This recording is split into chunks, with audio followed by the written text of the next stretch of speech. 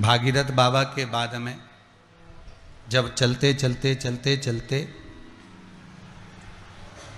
राजा अज का चरित्र आया।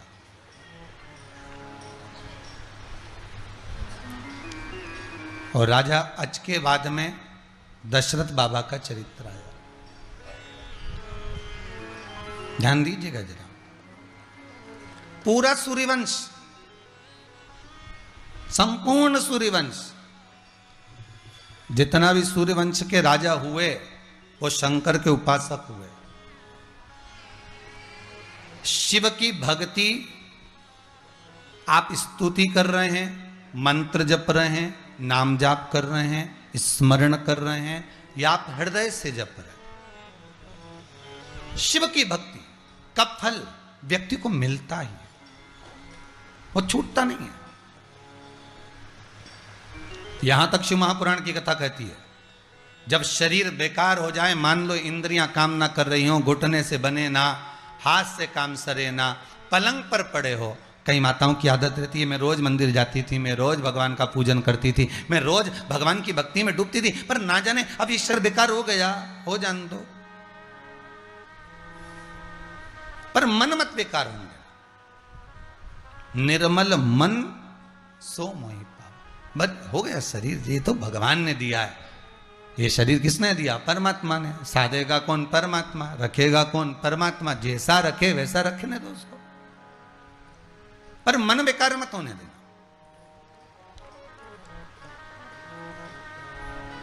ये जो शरीर है ये तो यहीं रहने वाला है, जाने वाला कौन है? वो आत्मा, वो मन। वो गंदा नहीं, वो बेकार नहीं होना चाहिए। वो जब परमात्मा के पास जाए, जब वो परमात्मा के चरणों तक पहुंचे, तब तक वो बेकार ना हो।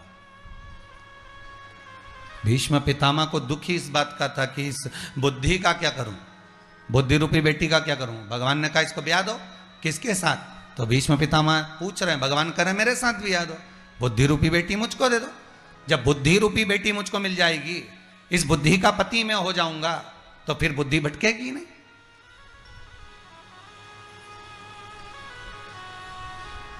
बुद्धि रूपी बेटी जब मुझे मिल गई और बुद्धि रूपी ये बेटी जब मुझे प्राप्त हो गई, तो ये बुद्धि जब भटकेगी, मार्ग इसका जाएगा, तो अगर सही जगह पर अगर मिल गई है, सही जगह पहुंच गई है, तो फिर भटकेगा।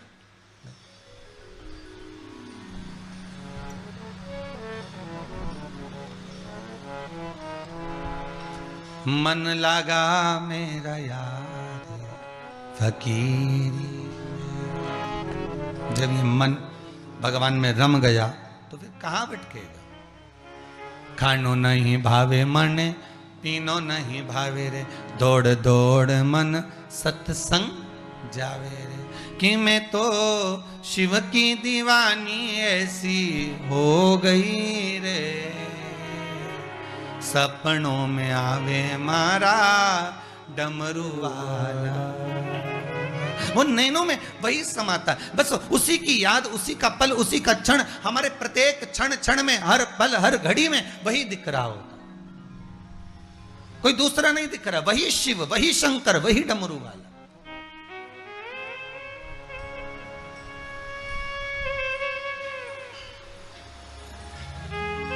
कई लोगों ने मैसेज करें, गुरुदेव ऐसी पूजन हुई, पूरे घर का लोगों ने पूजन करी, ऐसा आनंद आया गुरुदेव जैसे दिवाली की पूजन कर रहे हो। मन की दिवाली थी ये बाहर की दिवाली नहीं, ये मन की दिवाली है, ये आत्मा की दिवाली, ये चित्तवृत्ति की दिवाली है, हृदय की दिवाली है। मन में उमंग आ गई, हृदय में। बस यही तो चाहिए, यही चाहिए। शरीर भले कमजोर हो जाए, पर ये मन कमजोर नहीं होना चाहिए। अगर मन कमजोर हो गया तो फिर शरीर की कोई कीमत नहीं साहब, इस शरीर का कुछ नहीं हो सकता। अगर मन अगर कमजोर है तो शरीर की कोई वैल्यू नहीं है हमारा। बस ये मन, अगर बुजुर्ग से बुजुर्ग माताएं भी हैं, शरीर उनका भले दुबला पतला हो गया, कई बूढ़ी बूढ़ी माताओं को देखना, भले दुबला हो गया, पर उनके हृदय का विल पावर इतना मजबूत रहता है, अगर 4 मेहमान आ जाए तो बहू कमरे से निकल कर आए ना आए, पर बूढ़ी बूढ़ी माताएं तुरंत रसोई घर में जाके चाय चढ़ाकर चाय पिला के भेज दे, भले कोई भी आए। बहू आई कि नहीं, इन्हें मेहमान ने भी पूछा क्यों बड़ी बहू नहीं दिख रही, आ रही होगी, छोटी नहीं दिख रही, बस बच्चों को पढ़ा रही होगी, हालांकि दोनों दोपहर के समय सो रही होगी, पर फिर भी बूढ़ी माता तो कहे कि हाँ आ रही होगी, पढ़ा रही होगी, ये कर रही होगी, पर बूढ़ी माता का विल पावर कितना मजबूत है। उस माता ने तुरंत उसी समय पर उसी क्षण दौड़ कर गई और गैस पे चाय चढ़ाकर बना बुनू के और ले, भले हाथ कांप रहा, भले थर थर कांप रही, पर बना कर ले आई और रख दी। लो बेटा तुम ले लो, मैं कप में से दूंगी ना तो मेरा हाथ से झलकेगी, तुम ले लो बेटा। उसका विल पावर कितना, घर की बुजुर्ग माता है, इसलिए ओल्ड इज गोल्ड।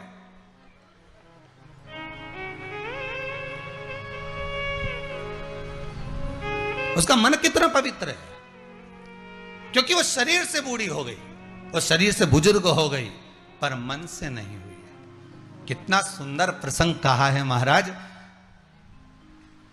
गाय माता जब बूढ़ी हो जाती है तो लोग उसको बेच देते हैं, बिकते बिकते बिकते बिकते बिकते बिकते वो गाय महाराज वो बिकते बिकते कसाई के हाथ पहुंच जाती है। जब वो कसाई के हाथ पहुंचती है,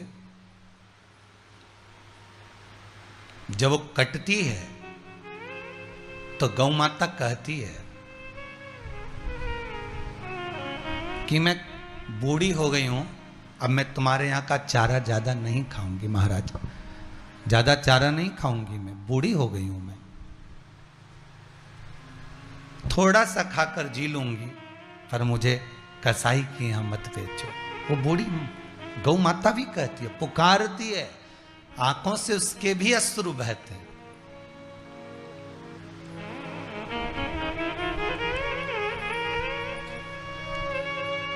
कितना सुंदर व्याख्यान कहा है कल्याण का गो अंक, गीता प्रेस गोरखपुर का कल्याण का गो अंक कभी पढ़िएगा तो उसमें प्रसंग आता है, उसमें प्रसंग मिलता है कि केवल संसार का मनुष्य ही नहीं रोता, गौ माता की आंख में भी आंसू भर जाते हैं। कभी कभी वो भी याद कर कर रोती है कि मैंने आखिर क्या कर्म करा कि मुझे गौ का जन्म मिला, और भगवान से प्रार्थना करती है कि फिर इस योनि से मुझे मुक्त कर दो और मनुष्य की देह दे दो। तो भगवान पूछता है कि मनुष्य की देह पाकर करेगी क्या? तो गौ माता कहती है कि बस एक ही काम करना है, केवल तेरा भजन करना है, केवल तेरा भजन, उसके सिवा कुछ नहीं। शिव कितनी कृपा करता है, शंकर कितनी करुणा करता है। सूर्य वंश का एक एक बालक जो सूर्य वंश के अंतर्गत जन्मा है, उसने भगवान शिव की आराधना करी है और कुछ ना कुछ पाया है। और पाते पाते पाते पाते भागीरथ जी के बाद में जब अज का वर्णन आता है, राजा अज का चरित्र आता है, उसके बाद जब दशरथ जी का चरित्र आता है, तो उस प्रसंग को अगर हम उठाकर देखें तो राजा अज के चरित्र को देखिए कि जो शिव की भक्ति में डूबा हुआ था, शंकर के अनुमोदन में डूबा हुआ है, शिव के स्मरण में डूबा हुआ है, दिन रात शंकर का आराधना करता है। और शिव की आराधना करने के लिए एक बार राजा अज चले और शिव की आराधना कर कर राजा अज ने देखा कि मुझे कमल का पुष्प चाहिए शंकर को समर्पित करने के लिए।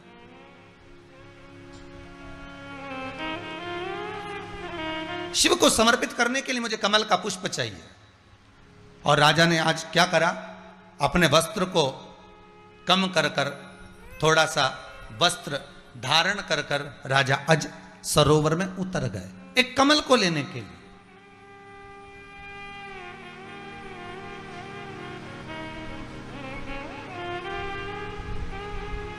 और जब राजा अज सरोवर में उतरे, राजा अज जब सरोवर में उतरे, कमल को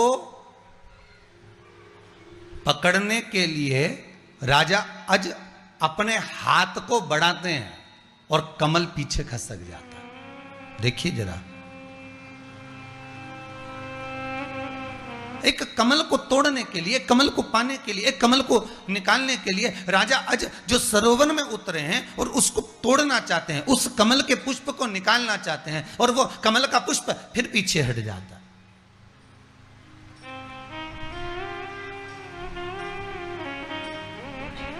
बार बार राजा अज बारंबार फिर आगे बढ़े, फिर वो कमल का पुष्प पीछे हो गया, फिर आगे बढ़े, फिर वो कमल का पुष्प पीछे हो गया, फिर वो आगे बढ़े, फिर वो कमल का पुष्प पीछे हो गया।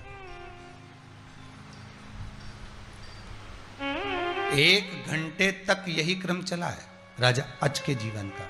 दशरथ जी के पिताजी का चरित्र बहुत ध्यान से सुनना, जो शिव की भक्ति में डूबे हुए थे महाराज, शंकर के अनुमोदन में जो डूबे हुए हैं, वो साधारण नहीं है। और शंकर कैसे कृपा करता है, शिव कैसे देता है, शिव करुणा कैसे करता है, ये चरित्र कह रहा है। शिव महापुराण के अंतर्गत जो राजा अज का चरित्र हम श्रवण कर रहे हैं,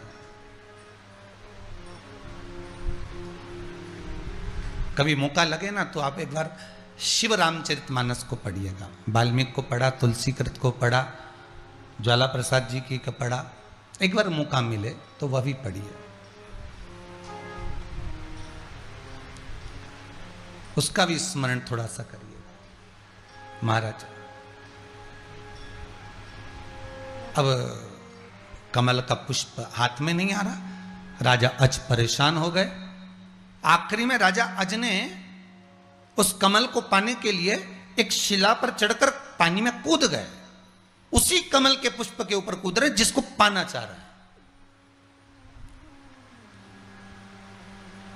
और उस कमल के पुष्प के ऊपर कूदे उसको पकड़ने के लिए, उसको पाने के लिए, और उसको पाने के लिए जब वापिस कूदते हैं, वो कमल का पुष्प और दूर चले जाता है।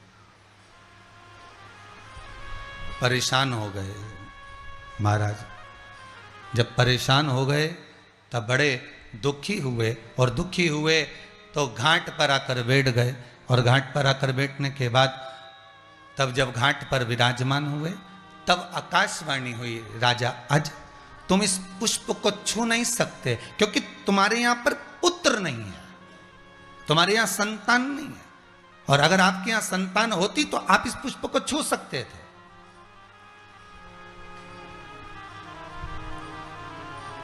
इतने दुखी हो गए राजा आज लौट कर वापस अपने भवन में आ गए। रात्रि को नींद नहीं आ रही, क्योंकि मेरे यहां संतान नहीं, मेरे यहां पुत्र नहीं, मेरे यहां औलाद नहीं, इसलिए मैं उस पुष्प को छू नहीं सकता, उस पुष्प को मैं पकड़ नहीं सकता, उस पुष्प को मैं धारण नहीं कर सकता। रो रहे हैं। एक बहुत सुंदर प्रसंग है महाराज, ध्यान दीजिएगा जरा। शिव महापुराण के राजा अज के चरित्र को अगर आप श्रवण कर रहे हैं तो ध्यान दीजिएगा कि शंकर की कृपा किसको कहते हैं, शिव का अनुमोदन किसको कहते हैं। जिस नारी को संतान नहीं होती, जिसकी यहां पर औलाद नहीं होती, पति और पत्नी को मतलब नहीं रहता कि हमारे यहां संतान नहीं हो रही, पति को लगता है ठीक है नहीं हो रही, क्या बात है उसमें, होगा, बाबा को देना होगा देगा, पत्नी को भी लगता है जब भगवान को देना होगा देगा। पर सबसे ज्यादा तकलीफ तो उनसे होती है जो घर परिवार में रहते हैं, कुटुंबी रहते हैं, वो बार बार एक ही बात कहते हैं, अभी तक संतान नहीं हुई। 4 साल हो गए, 6 साल हो गए, 8 साल हो गए, 10 साल हो गए, बार बार वो याद दिलाते हैं कि औलाद नहीं हुई, संतान नहीं हुई, संतान प्राप्त नहीं हुई, वो बार बार कहते हैं।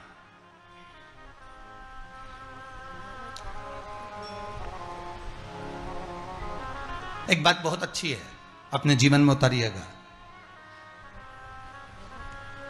गलती करने वाला बड़ा होता है कि गलती को माफ करने वाला बड़ा होता है?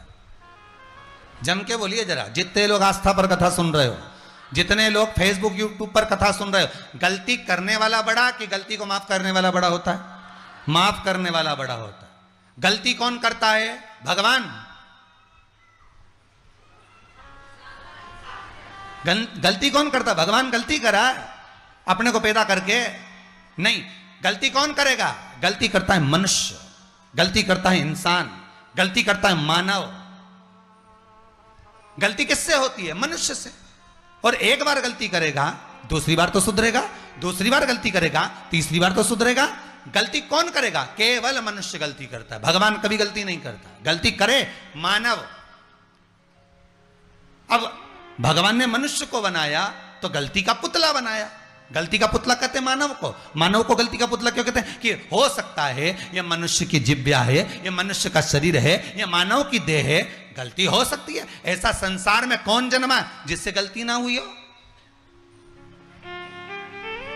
कई बार शब्द बोलने में गलती हो जाती है, कई बार संबोधन बोलने में गलती हो जाती है, कई बार स्मरण बोलने में गलती हो जाती है, कई बार मंत्र बोलने में गलती हो जाती है, कई बार नाम जाप करने में गलती हो जाती है, कई बार नाम स्मरण करने में गलती हो जाती है, कई बार सुनने में गलती हो जाती है।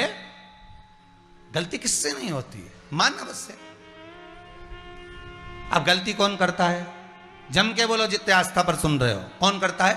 मनुष्य। माफ कौन करता है? जम के बोलो भगवान। माफ करने वाला कौन होता है? भगवान। और जो गलती को पकड़ कर दूसरा व्यक्ति बैठ जाए, बार बार उस गलती को दिखाए, बार बार उस गलती को प्रस्तुत करे, तो ना तो वो इंसान होता है, ना वो भगवान होता है, वो केवल हैवान होता है। वो दूसरा कोई नहीं हो सकता। उसकी हैवानियत है कि वो गलती को बार बार प्रस्तुत करेगा, बार बार सामने लेकर आएगा। उसने ये गलती कर दी, उसने ऐसा बोल दिया, उसने ये कर दिया, उसने ऐसा कहा। वो हैवानियत, बार बार पलट कर लेकर आना, उसमें हैवानियत। गलती कौन करेगा? फिर बोलो आस्था वाले जितने श्रवण कर रहे हो, जितने फेसबुक यूट्यूब पर सुन रहे हैं, गलती कौन करेगा? मनुष्य, इंसान, मानव गलती करता है। माफ कौन करता है? भगवान। जिसके हृदय में भगवान विराजा है, जिसकी प्रवृत्ति भगवान जैसी है, जिसकी आत्मा परमात्मा जैसी है, माफ वही करता है। और जो बार बार पलट कर फिर ले आया, फिर ले आया, फिर कर जरा जरा सी गलती को छाटता रहे दिन भर बैठ के, बस वो हैवानियत है। वो करो। राजा टॉर्चर करने वाला कोई दूसरा नहीं था। बहू का अगर संतान नहीं हुई तो घर के लोग ही 25 बार कहे इसको अभी तक संतान नहीं, इसको 12 साल हो गए, इसको 8 साल हो गए, इसको 4 साल हो गए। हालांकि दिल उसका भी दुखता होगा जो सुनती होगी बार बार। जैसे आज राजा अज को सुनना पड़ा, तो राजा अज ने अपनी पत्नी को नहीं कहा जाकर कि मैंने क्या सुना। राजा अज के सामने यह बात आ गई कि तुम्हारे यहां संतान नहीं, तुम्हारे यहां औलाद नहीं, इसलिए तुम इस पुष्प को, इस कमल को तुम हाथ नहीं लगा सकते। अगर तुम्हारे यहां संतान होती तो तुम इस कमल को छू सकते थे, इस पुष्प को तुम पकड़ सकते थे, इसका स्पर्श तुम कर सकते थे।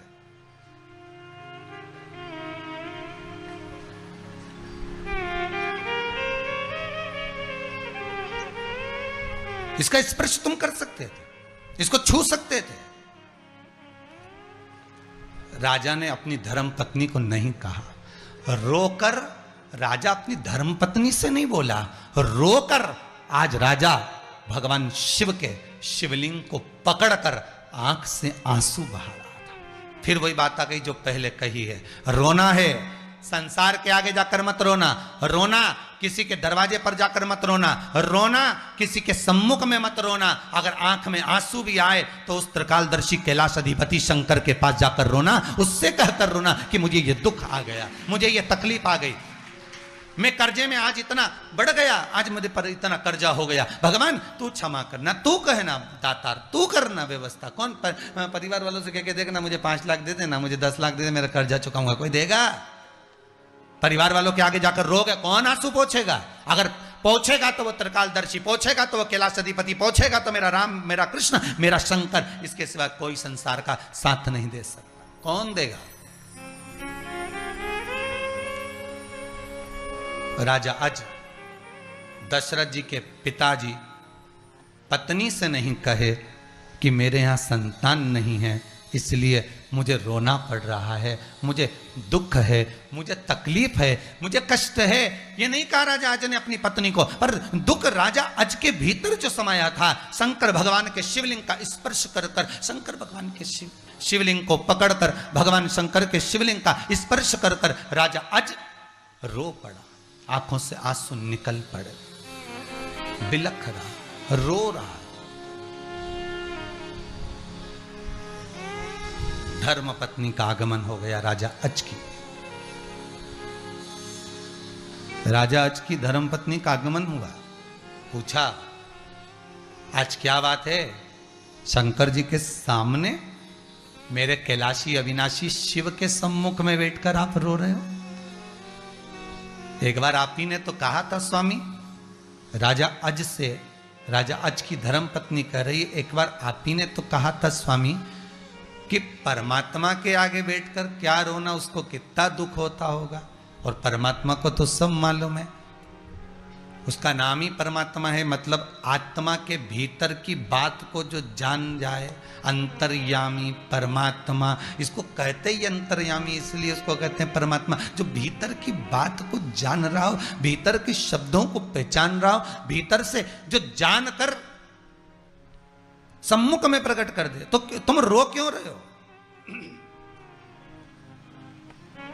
तुम्हारे रोने का कारण क्या है?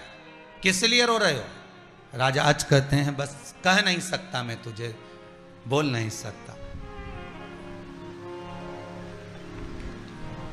शंभु शरणे पड़ी, मांगू घड़ी रे घड़ी, दुख काटो दया करी ने दर्शन आपो। नेत्र जल है।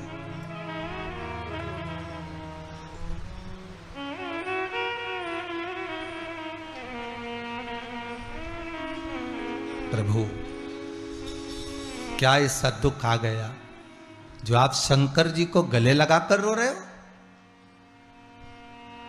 क्या दुख आ गया? कल आपसे कहा था, जिस शिवलिंग को आपने निर्माण किया है उसके सामने आप अपने दिल की बात जरूर कह देना। कहा था अपने हृदय से कह देना कि मुझे बाबा ऐसी कृपा कर देना, ऐसी करुणा कर देना, ऐसा दे देना, ऐसी दया कर देना। उस बाबा से विनय जरूर करना कि बाबा तूने इतनी कृपा जरूर करना, इतना निवेदन कर कहे। दुख जब आए हम बाबा से नहीं कहें तो किससे कहें?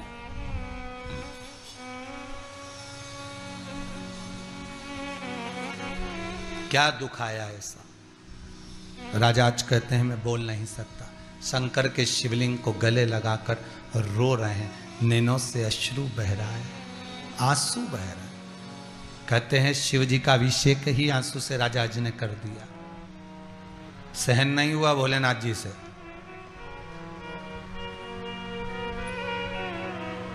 संतान नहीं है,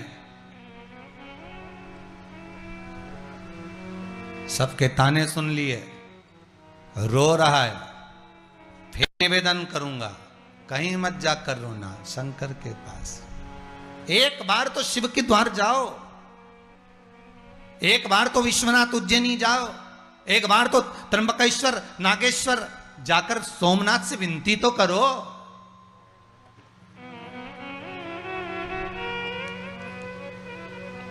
जो पहले का आज फिर कहते हैं, जब आखिरी में मरीज की हालत देख लेता है डॉक्टर, तो डॉक्टर भी कह देते हैं कि अब हमारे हाथ में कुछ भी नहीं है, सब उसके हाथ में। मतलब डॉक्टर को भी मालूम है कि एक डॉक्टर और बैठा हुआ है जिसने गणेश जी का माथा जोड़ा था, ससुर को बकरे का मुंह लगाया था। मतलब बड़ा ऑपरेशन वो ही कर सकता है, ये तो छोटे मोटे ऑपरेशन हो जाए। सही डॉक्टर तो वो बैठा है। तुरंत हाथी का मस्तक काट कर लाए ने मनुष्य के धड़ पे जोड़ दिया। कितनी बड़ी बात। अगर कोई तुमसे पूछे कि सबसे पहला ऑपरेशन किसने करा था, तो तुम धड़ाक से कह दो शंकर जी ने। सबसे पहला ऑपरेशन कौन से हॉस्पिटल में करा था? कैलाश, कैलाशपति ने अपने कैलाश पर करा था। ओहो, कितनी कृपा है। जब डॉक्टर भी हार जाते हैं, अंत में छोड़ देते हैं और कह देते फिर उसके हाथ में।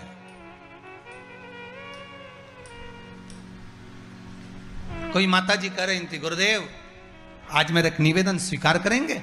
हमने कहा बोलो मां, कहां से आई हो? कहा गुरुदेव हम इंदौर से आए। अच्छा क्या हो गया? गुरुदेव मेरा एक बेटा था और वो बेटा भी कोरोना महामारी में चला गया। घर में बहू है, बच्चे हैं, बेटा 19-20 साल का कुछ बता रही थी। गुरुदेव, पर एक बात बताऊं, दिल से कहती हूं गुरुदेव, इस कोरोना महामारी ने आज मेरे हृदय की बात कहती हूं, मरने वाला व्यक्ति मर जाता, चल जाता, पर इस कोरोना महामारी ने मरने वाले को तो मारा, पर साथ में हॉस्पिटल में इतना पैसा लगवा दिया कि घर के वैसे ही मरे मराए हो गए, वैसे ही मर गए। वैसे एक तो व्यक्ति चले गया, उसका दुख, दूसरा घर खाली हो गया, धन से भी इंसान से भी उसका दुख।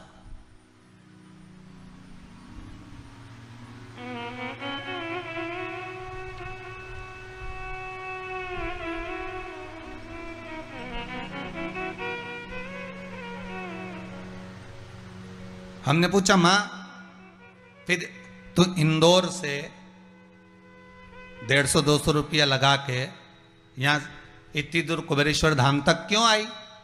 काहे को पैसा खर्च करा तूने? वहीं रहती, कुछ मैसेज कर देती अगर कोई बात थी तो।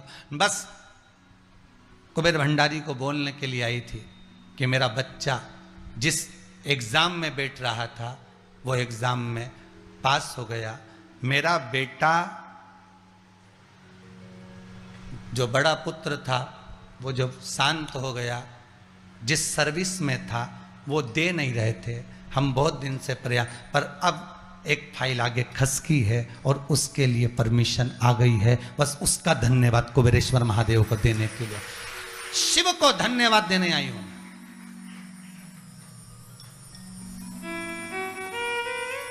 क्योंकि मैं किसी के दरवाजे पर जाकर गया, बेटा जब से 1 साल 1.5 साल हो गया उसको गए, और वो गया 1 साल पहले, पर जब गया उससे अभी तक वो परेशान थे। हम एक रोटी के लिए परेशान, पर अब उस शंकर ने शिव महापुराण की कथा जब से सुनने में मन लगा लिया, अब रोना बंद कर दिया गुरुदेव। अब क्या रोएं, अब शिव में मन लगा लिया, शंकर के हम हो गए। तो शंकर ने अब कृपा ऐसी कर दी, बहुत दिन से अटका, तब शंकर ने करुणा कर अब रोटी की व्यवस्था कर दी। हमने कहा, मां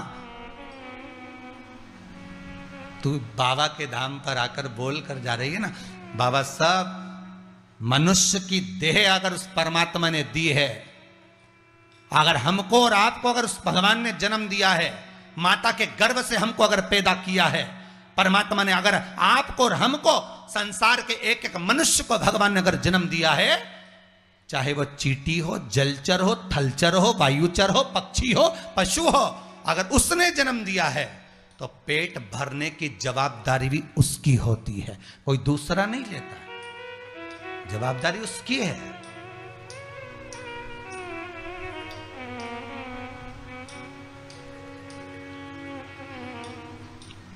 अपनी नहीं है। छोड़ दो आप ये चित्तवृत्ति से, मन से निकाल दो आप कि आप अपना घर का पेट भर रहे हो, आप दुकान चला रहे हो, आप घर चला रहे हो, या आपके मन से निकाल देना। और जो माता बार बार कहे नहीं कि मैं जिंदा हूं जब तक घर चल रहा है, जिस दिन मैं मर गई आटे दाल का भाव मालूम पड़ जाएगा तो डोकरी से कह दो ना, आधा घंटा निपटी जा, नहीं तो आधा घंटा मर। जब जो बोले ना कि मैं चला रहा हूं, मैं घर चला रहा हूं, मैं दुकान चला रहा हूं, मैं घर चला रहा हूं, तो उससे क्या आधा घंटा मर जा, देखे घर चले कि नहीं चले। जिंदा हो तो भी घर चलेगा और मर जाओगे तो भी चलेगा, बस अंतर इतना है, कभी घी घना कभी मुट्ठी चना, इससे ज्यादा कुछ नहीं होने वाला। इससे ज्यादा क्या होगा? लगता है हम मर जाएंगे तो क्या होगा, कहीं नहीं होगा। 13वें के दिन नुक्ति और खोपरा पाक बनेगा, उसमें हो क्या बरगस, तो क्या होगा।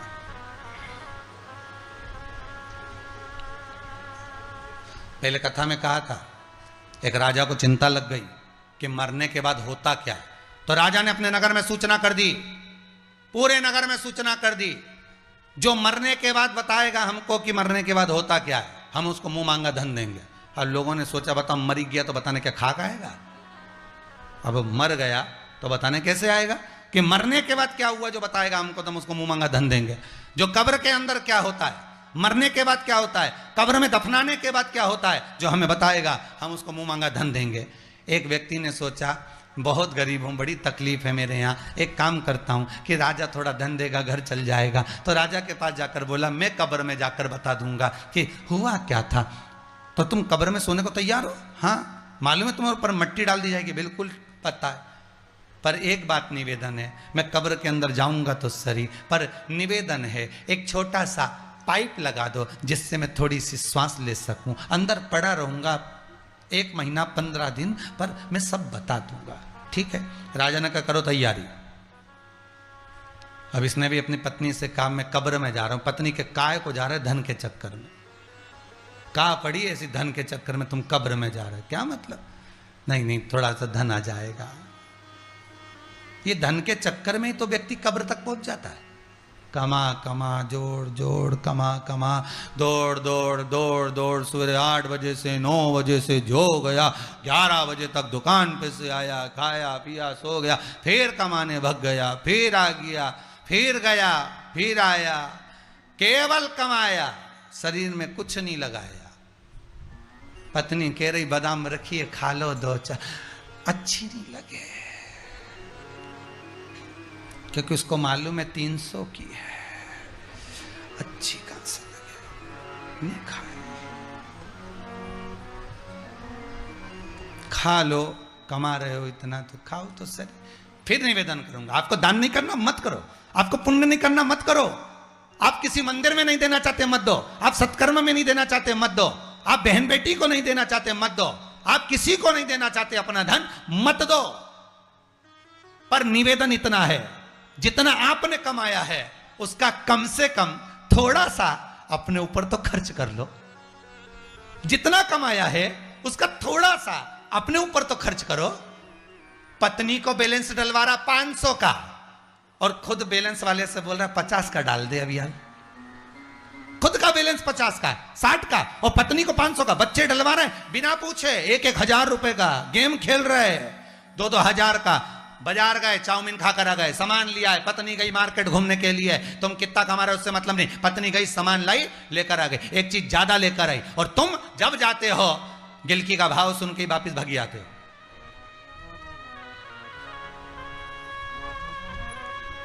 कमा किसके लिए रहे हो? किसके लिए? कब्र में चले गए। जाने वाला था, जाते जाते उसको किसी एक भिक्षुक ने, एक भिखारी ने उसको पकड़ लिया। कहने लगा भैया भूख लग रही है, कुछ दे दे, कुछ दे दे। भिखारी ने कहा मुझे भूख लग रही है, कुछ दे दे। उसको गुस्सा आया, एक वृक्ष की पत्तियों को तोड़ा, उसमें कटोरे में डाल दिया, ले खा ले। पत्तियां ले गया वो भिखारी, वो भिक्षुक पत्तियों को लेकर चला गया। अब कब्र के अंदर ये जाकर सो गया, ये कब्र के अंदर सोया हुआ।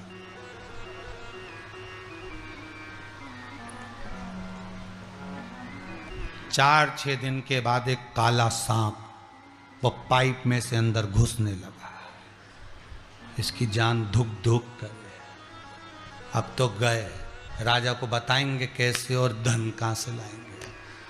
अब तो मारे।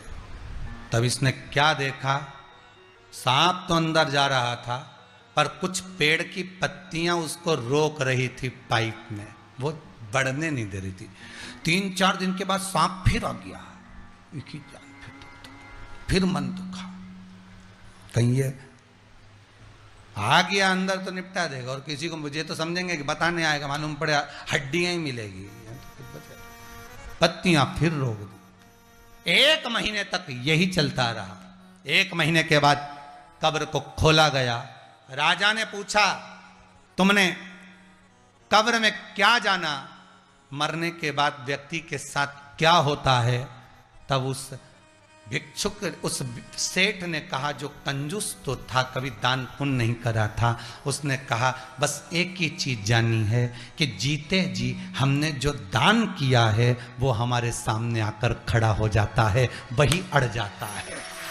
सांप अंदर आ रहा था मुझे काटने के लिए, सर्प बार बार आ रहा था मुझे डसने के लिए, पर पत्तियां जो मैंने भिखारी के कटोरे में दी थी वो पत्तियां बीच में अड़ रही थी, वो पत्तियां बीच में आकर अड़ रही हैं। हमारा दान, हमारा पुण्य, हमारा सत्कर्म, हमारा भजन, हमारा कीर्तन, हमारा मंत्र जाप, हमारा नाम जाप सामने आकर खड़ा हो जाता है। कभी कभी होता है बहुत बड़ी घात आती है, बहुत बड़ा दुख आता है और भगवान उसको छोटे में निकाल देता है। समझ लेना उसने झेल लिया है, समझ लेना वो आ गया है, उसके सम्मुख था हमारे सामने।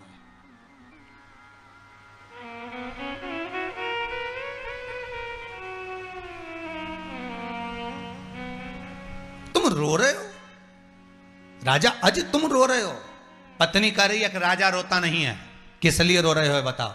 बताया नहीं, क्योंकि हृदय की बात बतावे से तो दुख तो होगा कि लोग कह रहे हैं कि संतान नहीं। दुनिया के लोगों को कोई मतलब नहीं होता, पर अपनों को मतलब होता है। संतान नहीं हुई, 8 साल हो गए, 4 साल हो गए, ये तो ऐसा। अगर रोना तो शिव के सामने जाकर रोना, अगर कहना भगवान के सामने जाकर कहना, अगर दुख आया तो उस परमात्मा से जाकर कहना, तकलीफ आई उस परमात्मा से जाकर कहना। जिससे तुम्हारा दिल लगा, जिससे तुम्हारी लगन लगी, जिससे तुम्हारा हृदय लगा, ज्यादा से ज्यादा समय उस परमात्मा के सामने निकालिए, उस परमात्मा से कहिए। अब सौंप दिया इस जीवन का सब भार तुम्हारे हाथों में, हे हार तुम्हारे हाथों में और जीत तुम्हारे हाथों में। बस उससे कह दो।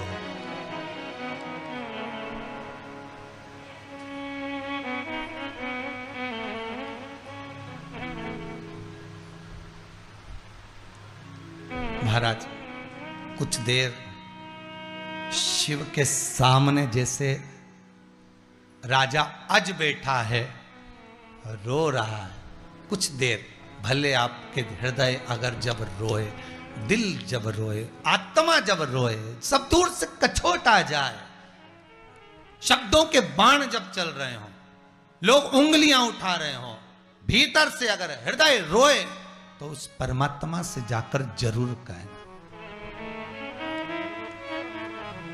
कि मेरा कोई न सहारा बिन तेरे, भोलेनाथ कांवड़िया।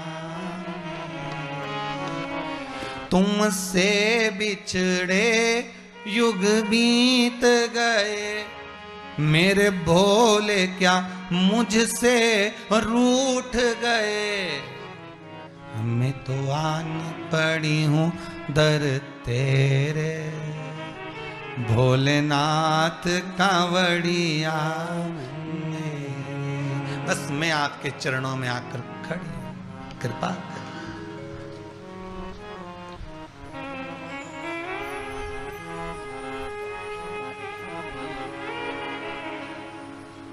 नयन जल भरा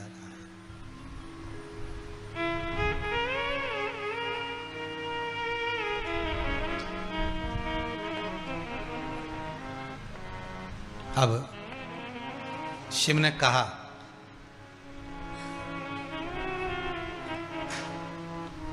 ओगरदानी भगवान शंकर बोले, राजा धर्मराज को बुलाया, धर्मराज इधर आ, कितना फल है शंकर के सामने जाकर कहने का, वो सुनिए जरा। दिल से जो शिव जी के सामने जाकर कह देता है उसके लिए शंकर क्या करते हैं वो सुन लीजिए। संतान नहीं थी राजा अच के यहां, 32 वर्ष निकल चुके थे राजा अच के, औलाद नहीं थी। कई लोग कहते हैं हमारे यहाँ 10 साल हो गए, 8 साल हो गए, 4 साल हो गए, संतान नहीं। हम इनसे एक ही बात कहते हैं, शंकर पर विश्वास है ना? कोई के हमारे कर्जा हो गया, शिव पर विश्वास है ना?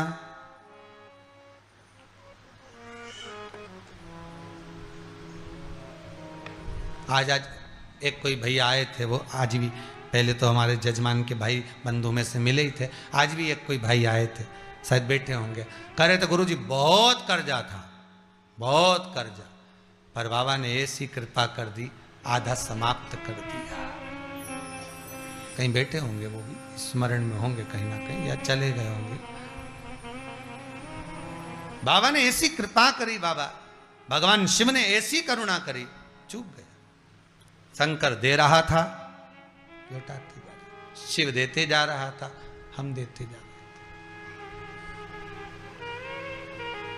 हमने उनसे एक ही बात कही, आपने किसी से कहा कि तुम्हें कर जाए? हाँ, शंकर से कहा था। शिव महापुराण की कथा सुनी थी तो दिल से, हमने तो टीवी पर सुनी थी, हम तो यहां पहली बार आए, टीवी पर कथा सुनी और शंकर से कह दिया भोलेनाथ बस बात इतनी सी है, ये हमने कर्जा बहुत है, आप कृपा कर दो, शिव से निवेदन कर, फिर कहूंगा, शंकर से कहो।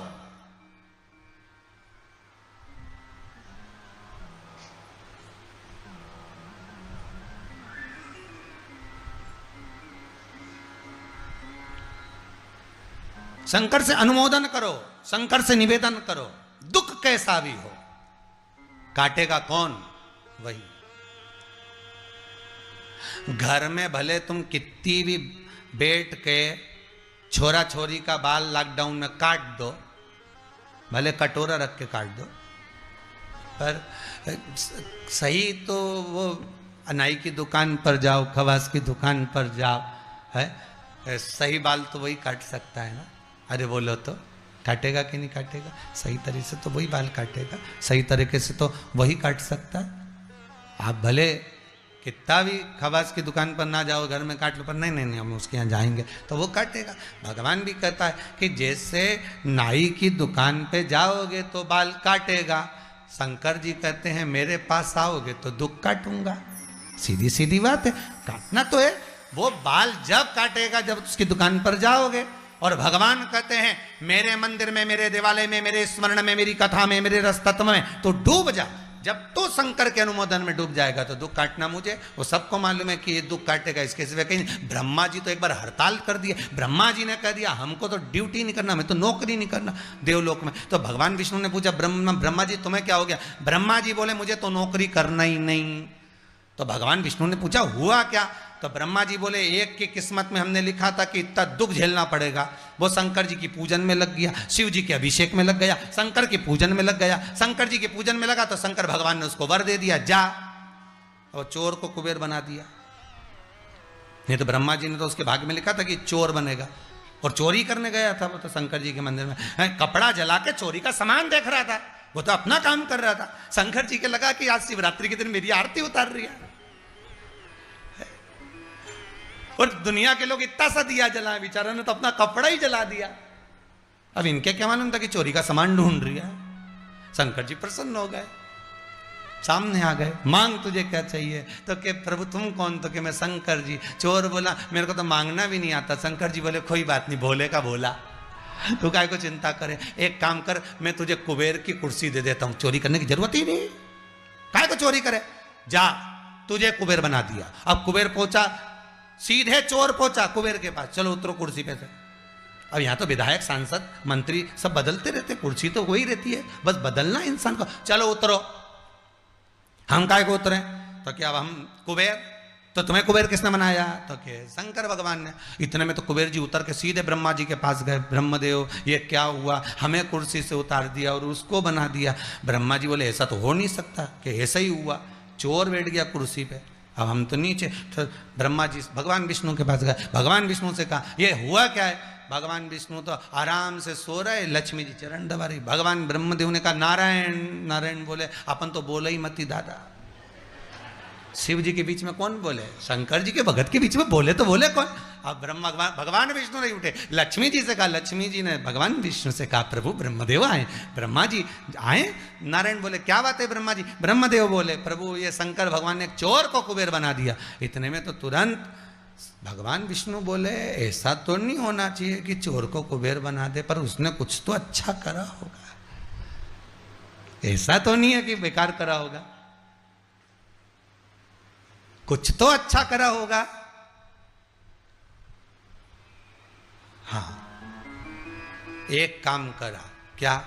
वो चोर ने चोरी का सामान देखने के चक्कर में अपना कपड़ा में आग लगा ली ना, उसको डंडा में बांध के और चोरी का सामान मंदिर में देख लिया था। शंकर जी सोचे कि मेरी आरती उतार लिया, तो पूछा दिन कौन सा था? तो कि शिवरात्रि का था। इतने में तो भगवान विष्णु बोले देखो ब्रह्मा जी अब कुर्सी पर जो बैठ गया बैठ जा, तो इसका क्या करें, इसका क्या करा जाए? ये कुबेर जो कुर्सी पे से उतरा, तो कि इसके आगे लिख दो भूतपूर्व।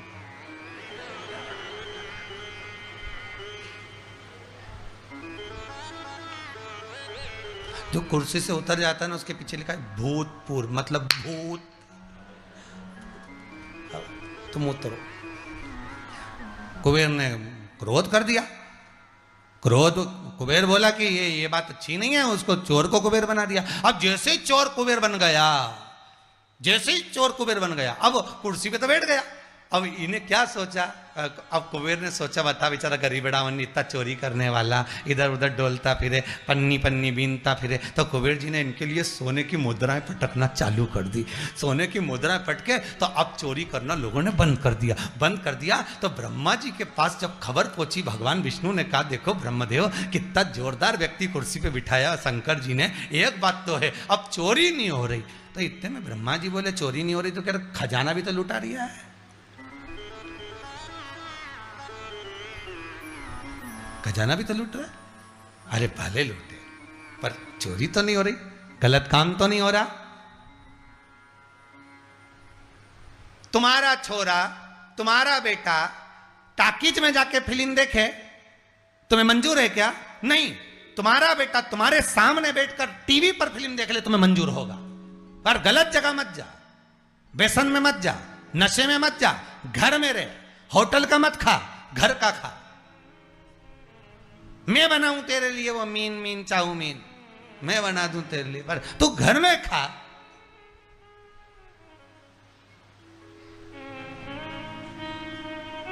एक बार किसी बेचारी गांव की माता जी थी और उनके बेटे ने कहा मम्मी मेरे दोस्त उन सब बाजार में जाके बगर खाएं। तो इसकी माँ भी अंदर गई ने चावल बघार के ला दी, ले बघरा हुआ चावल। ये नहीं बगर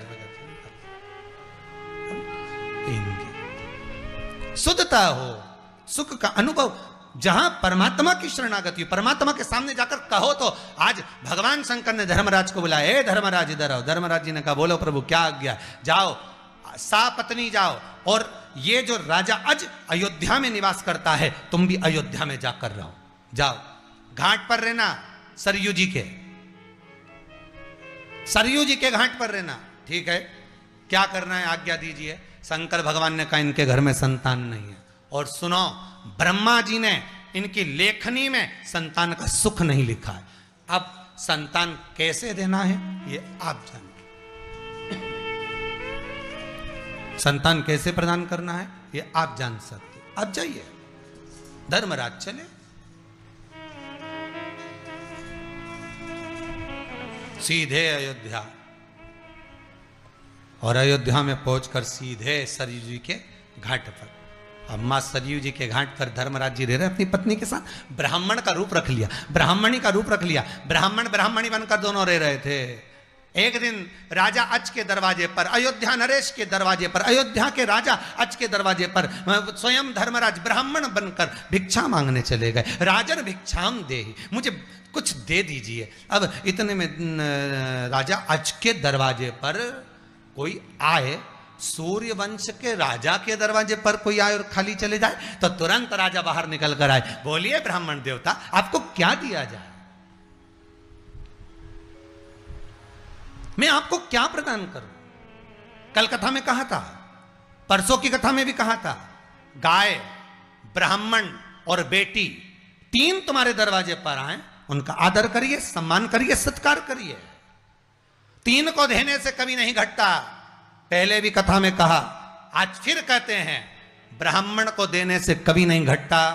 संत ब्राह्मण साधु सन्यासी तपस्वी साधक उपासक, इनको देने से कभी नहीं घटता। दूसरा, गौ माता को देने से कभी नहीं घटता। और तीसरा, बहन बेटी को देने से कभी नहीं घटता। इनको देने से बढ़ता ही है, घटेगा नहीं।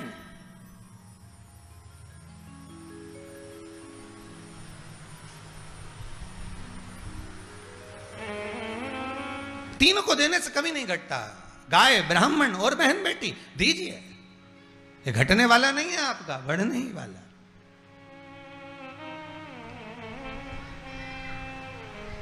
महाराज आप मेरे दरवाजे पर आए हो, ब्राह्मण आज मेरे द्वार पर आया है और ब्राह्मण मेरे दरवाजे पर आया है।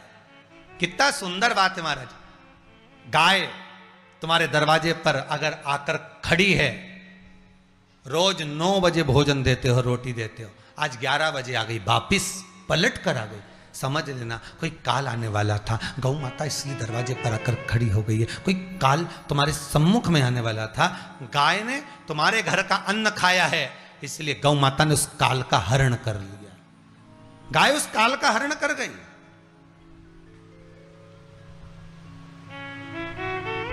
बहन बेटी तुम्हारे दरवाजे पर अचानक आ जाए, अचानक घर के लोग पूछे क्यों जीजी आज कैसे आ गई तू, एकदम अचानक कैसे पहुंच गई तू? बस तेरी याद आ रही थी भैया इसलिए पहुंच गई। अच्छा, बहन बेटी अचानक आ जाए, कुछ निकाल कर दे देना, काल को हरती है बहन बेटियां। क्यों कहते हैं कि शादी ब्याहों में, अन्य कार्यक्रम में बहन बेटी को बुलाओ? क्यों कहा जाता है सबसे पहले बहन बेटी को लेकर आओ? क्योंकि ये काल का हरण कर लेती, ये काल को हरती है।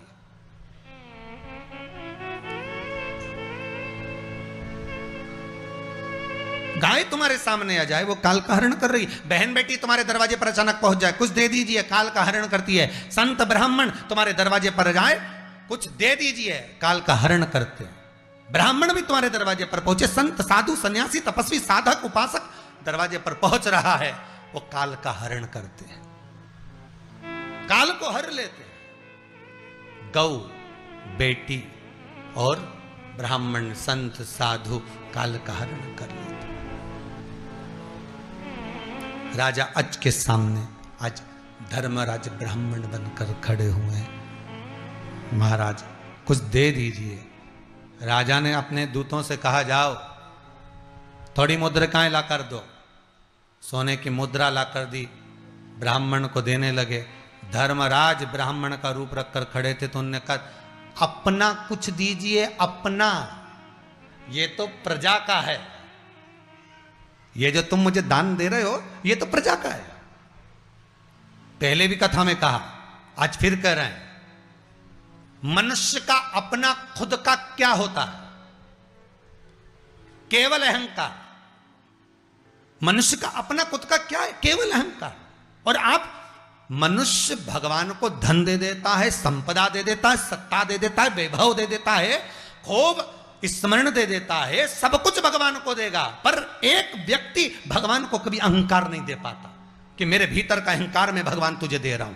मुझ में इतना अहंकार आ गया, मुझ में विद्वत्ता का अहंकार आ गया, मुझ में सत्ता का अहंकार आ गया, मुझ में इस बात का अहंकार आ गया कि मैं महाज्ञानी बन गया, मुझ में यह अहंकार आ गया कि मैं प्रचंड बन गया। उसका अहंकार वो परमात्मा को नहीं दे पाता, उसका अहंकार कहीं ना कहीं झलक जाता है, सामने दिखने लगता है।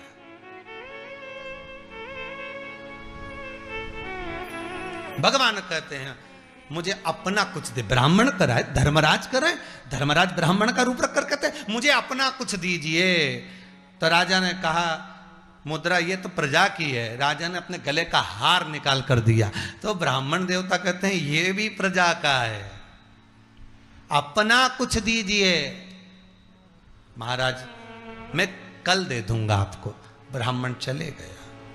राजा रात भर सोचता रहा कि आखिर मैं दूं क्या, मेरा अपना क्या दूं, क्या दूं मैं इसको, और अपना दूं तो दूं क्या। राजा रात भर सोचा। पत्नी पूछ रही है तुम्हें नींद नहीं आ रही? शंकर के भगत को नींद ना आए, शिव का भगत नींद ना आए।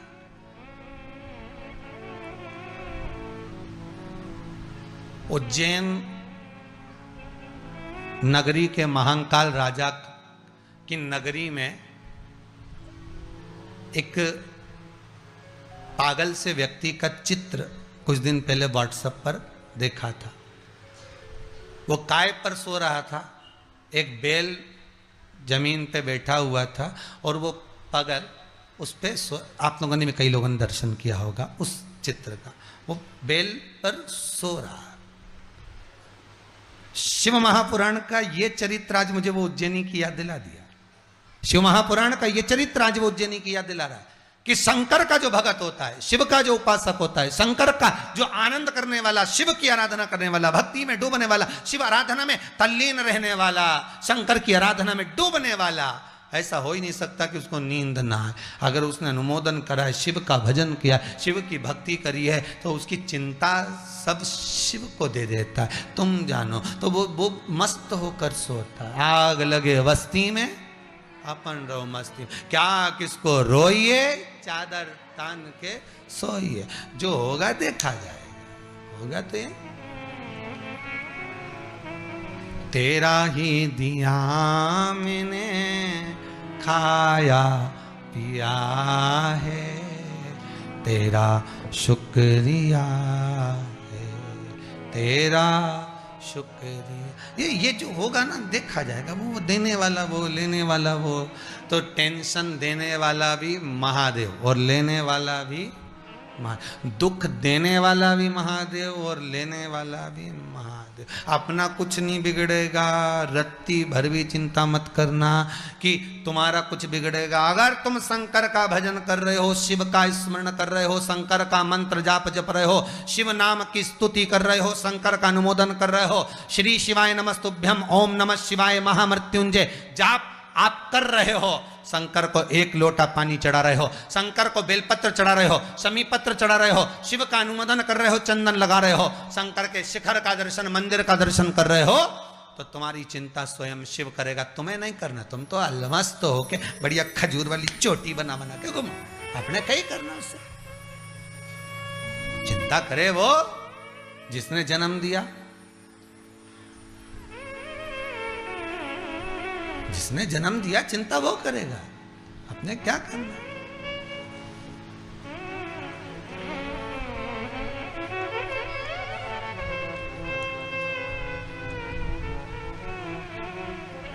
बीमार व्यक्ति खटिया पे पड़ा, पलंग पे पड़ा, कुछ नहीं खा रिया। घर के लोग सोच रहे इसका पेट कैसे भरा रहा। किसी ने कहा ये बोतल जो चल रही है ना, यही पेट भर रही है, यही भर। तो रोटी खाने की जगह लोग बाटल नहीं पी ले कि वो पेट भर रही है, तो वो ग्लूकोज की जो बाटल चढ़े उसी को लगा ले, रोटी नहीं खा। नहीं नहीं नहीं, जन्म के समय माता के गर्भ में जब बच्चा पड़ा रहता है तो भी पेट वही भरता है। मृत्यु की सैया पर जब व्यक्ति अन्न छोड़ देता है, कुछ नहीं खाता, तब भी पेट वही भरता है, कोई दूसरा भरने वाला नहीं होता, कोई दूसरा नहीं भरता, भरता भाई।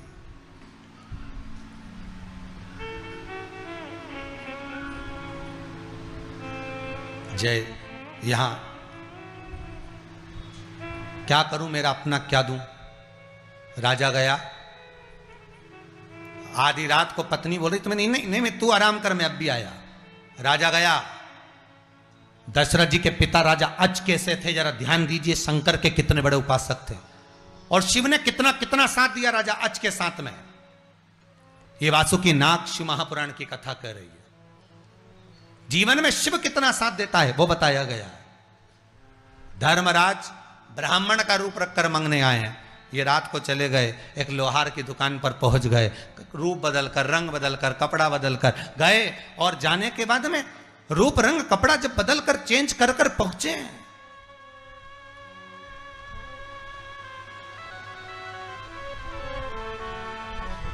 और जाकर लोहार से कहा मुझे यहां काम करना है, करो, क्या दोगे?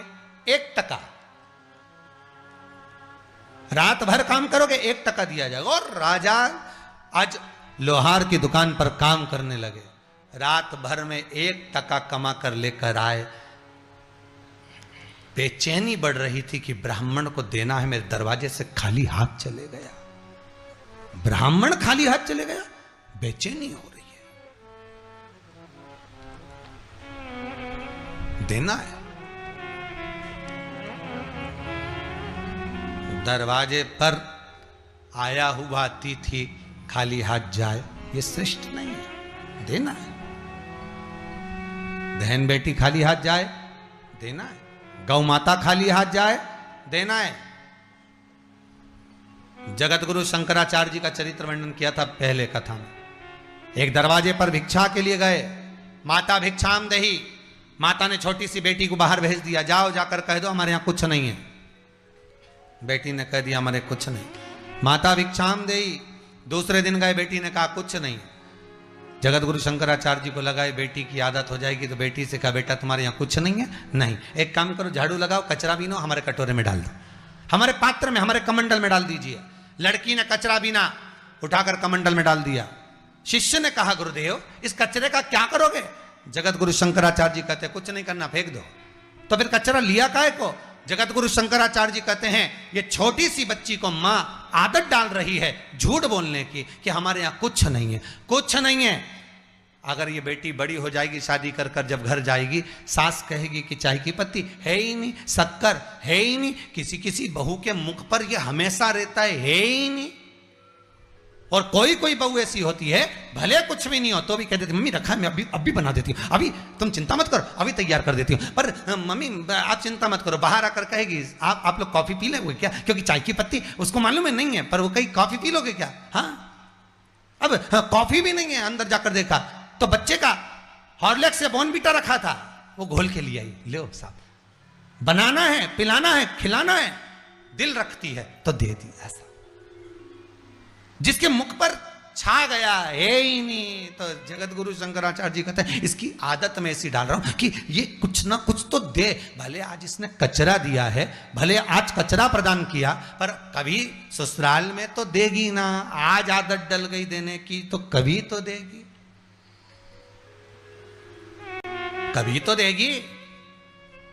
आज आप लोगों ने कल शिवरात्रि पर घर घर में शंकर का शिवलिंग बनाया, आपने बनाया, बच्चों ने देखा, बच्चों ने बनाया, आपको प्रसन्नता हुई। पूरे बच्चे बच्चे शंकर की पूजन में बैठे, माता पिता की प्रसन्नता रही, कितने प्रसन्न हुए आप। अगर ये हिंदू धर्म के संतान, हिंदू धर्म के बच्चे आज अपने संस्कार से जुड़ रहे हैं और कुछ पूजन का स्मरण देख कर रहे हैं, तो आज हमारा हिंदू धर्म ही तो आगे बढ़ रहा है, आज हिंदू धर्म ही तो अग्रण्य हो रहा है। उसकी प्रसन्नता हमारे भीतर होना चाहिए कि आज हिंदू एक हुआ है। शिवम पूजन के माध्यम से, शंकर की आराधना के माध्यम से, शिवलिंग निर्माण के माध्यम से, पार्थिव शिवलिंग की पूजन के माध्यम से आज पूरे विश्व का हिंदू एक हो गया। इसकी प्रसन्नता होना चाहिए कि हिंदू जागृत हो गया। धर्म की जय हो, अधर्म का प्राणियों में और विश्व का कल्याण। हिंदू एक हो गया, उसकी प्रसन्नता। अब बेचैनी हो रही है, मैं दूं क्या? अब लाया, क्या लाया था? कितना था? केवल एक।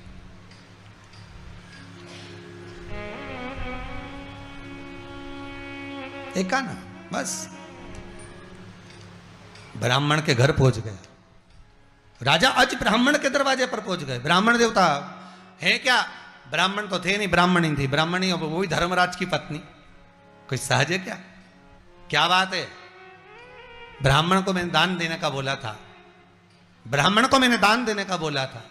अच्छा, फिर ये लो, ये एक आना मेरी कमाई का, मेरा खुद का है, ये रख लीजिए। एक आना ये मेरी कमाई का है, मेरा खुद का है, ये रखिए आप, देखिए। इतने में राजा आज बाहर निकल रहे थे और उसी समय पर ब्राह्मण अंदर प्रवेश करा।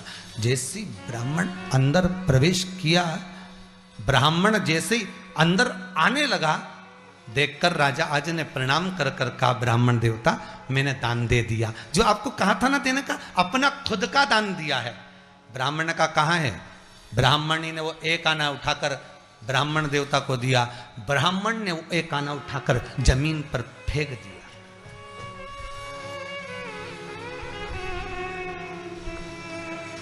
एक आना उठाकर जमीन पर फेंक दिया। और एक आना उठाकर जब जमीन पर फेंका, एक आना उठाकर जब जमीन पर डाला, और जमीन पर जैसे ही डाला, जमीन में एक छेद हो गया, एक खड्डा हो गया। जमीन के अंदर एक छेद हो जाता, एक खड्डा हो जाता। ब्राह्मण देवता ने कहा राजा अज से खोदो इसको। राजा अज ने खोदा। जैसे ही खोदा तो उसमें से एक सोने का रथ निकला, वो आकाश में चले गया। फिर खोदा, दूसरा रथ निकला, वो आकाश में चला गया। धीरे धीरे करते करते करते करते 9 रथ निकल गए, आकाश में चले गए। 10वां रथ उस खड्डे में से निकला जिसमें एक छोटा सा बालक रो रहा था। धर्मराज जो ब्राह्मण का रूप लिए थे, उन धर्मराज ने ब्राह्मण का रूप जो धारण करे थे, उन्होंने कह दिया राजा अज तुमने जो दान दिया है उस दान का पुण्य ये लो, तुम्हारे पुत्र को मैं समर्पित करता हूं। शंकर ने कहा था इसलिए देकर जा रहा हूं। शिव ने कहा था जिसके विवाह को 34 वर्ष हो गए, 30 वर्ष हो गए, 32 वर्ष हो गए, संतान नहीं। राजा ने भी छोड़ दी थी आशा कि संतान नहीं होगी, पर दिया तो राजा अज ने ब्राह्मण के चरण पकड़कर कहा इसका नामकरण और कर दीजिए। तब धर्मराज ने कहा इसका नामकरण तो शंकर ही करेंगे। भगवान शिव को बुलाया, शंकर भगवान से कहा आपके कहने पर मैंने इनको पुत्र दे दिया है, अब नामकरण कर दो। ध्यान देना, जिनके घर में राम जन्मे हैं, जिनकी गोदी में राम खेले हैं, वो दशरथ कोई साधारण नहीं थे। उनका नामकरण संस्कार मेरे देव अधिदेव महादेव ने करा था, स्वयं शिव करे हैं, शंकर करे हैं। सुनो राजा अज 10वें रथ पर यह बालक आया है, इसलिए इस बालक का नाम दशरथ होगा। कितने रथ पर आया है? 10 रथ, 10 रथ पर आया।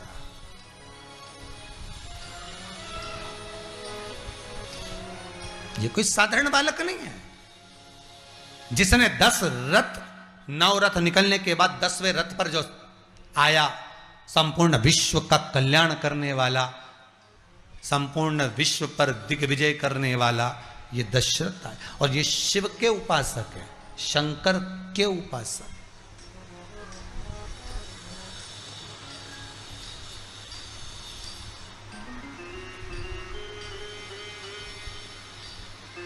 राम किसकी आराधना करते थे? जम के बोलिए जरा, शिव के। शंकर किसकी आराधना करते हैं? राम की। कितना विचित्र है, राम शंकर की, दशरथ मामा शिव की आराधना में डूबे रहते। 24 घंटे दशरथ जी सूर्य नारायण भगवान को अर्घ दिया, सूर्य की आराधना करी और शिव की उपासना करी। शिव की आराधना, उपासना।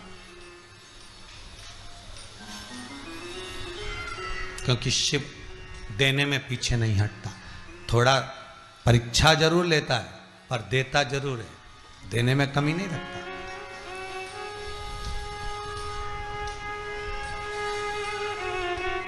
कितनी कृपा करता है शिव, कितनी करोगे। वो देने में कमी ना रखता। शिव पुराण। माता सती ने कुंभज बाबा के सामने,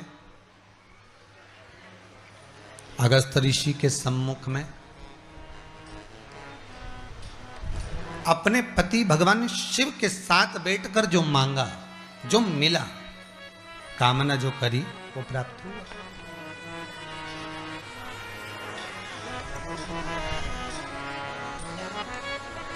सती माता जलकर भस्म हो गई।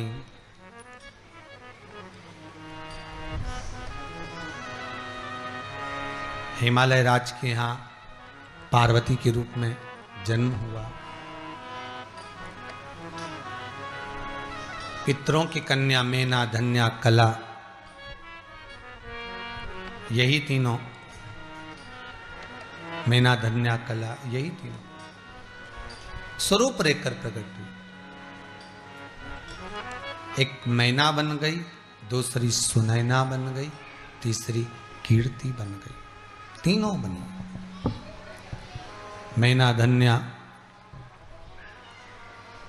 और कला, पितरों की 3 बेटियां, तीनों भगवान की भक्ति का सुख धारण करने वाली, स्मरण धारण करने वाली, भगवान की अविरल भक्ति में डूबने वाली, भगवान शिव की भक्ति का स्मरण करने वाली है, मंत्र जाप में डूबने वाली।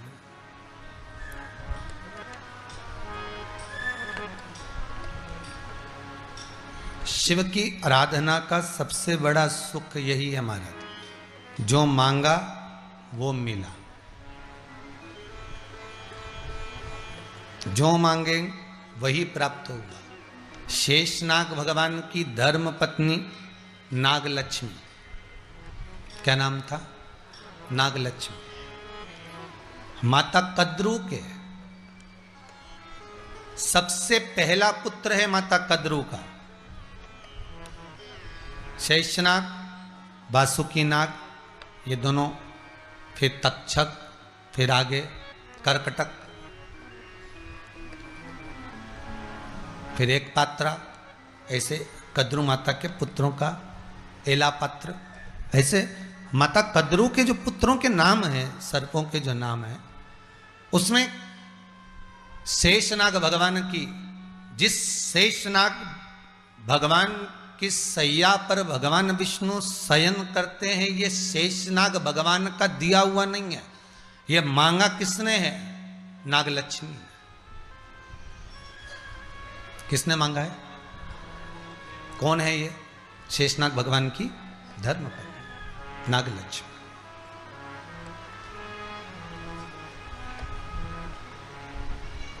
ये बड़ी तपस्वी है, इसका तपबल कम नहीं है महाराज। कितना सुंदर लिखा है स्कंद पुराण के भीतर, कितना सुंदर चरित्र आता है हमारे यहां रामचरितमानस के भीतर, कितना सुंदर चरित्र आता है भगवान शिव की पावन इस नाग वासुकी शिव महापुराण के भीतर। कितना सुंदर चरित्र आया कि शेषनाग भगवान की जो धर्म पत्नी है नागलक्ष्मी, ये कोई साधारण नहीं, इसका तपबल प्रथम है। सबसे प्रबल अगर किसी ने तप करा है तो ये नागलक्ष्मी ने करा।